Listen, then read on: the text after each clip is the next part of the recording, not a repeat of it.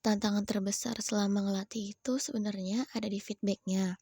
Apalagi kan sebagai mahasiswa, aku juga harus bisa membagi waktu. Nah, alhamdulillahnya kampus itu nggak sampai jam 2, jadi masih ada senggang waktu buat aku siap-siap ngelatih. Terus, kalau ketemu anak-anak yang butuh penanganan lebih, itu kadang bisa nguras lebih banyak tenaga.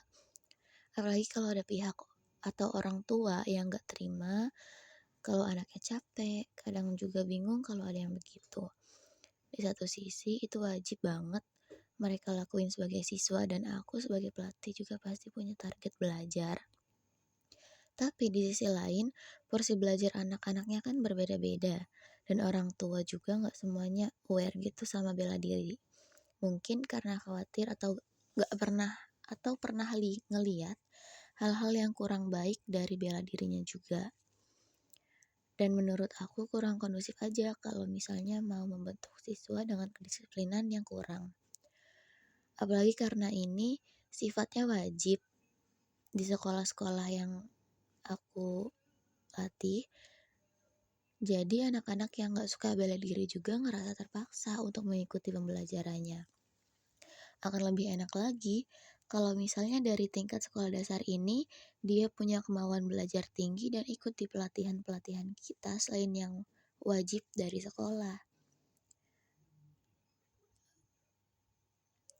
Pengalaman paling berkesan selama ngelatih itu sebenarnya ada di hubungan baik dengan banyak orang ya.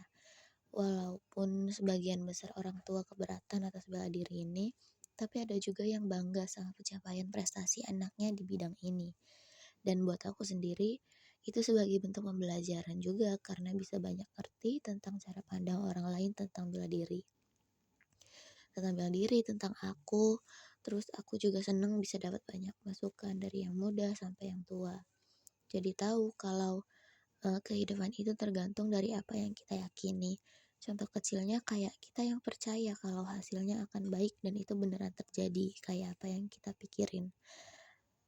Walaupun dalam perjalanannya nggak selalu mudah.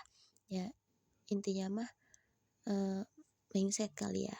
Aku juga senang bisa belajar memahami siswa yang punya keadaan istimewa dan aku ngerasa kalau aku harus belajar itu untuk lebih menghargai dan memahami. Dan kebetulan aku juga masih masuk sama jurusanku sebagai mahasiswa di UNCI ini kan.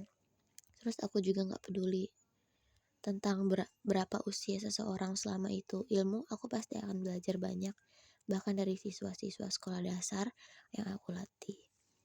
Karena memang saat latihan aku yang tahu banyak soal keilmuan bela diri tapak suci.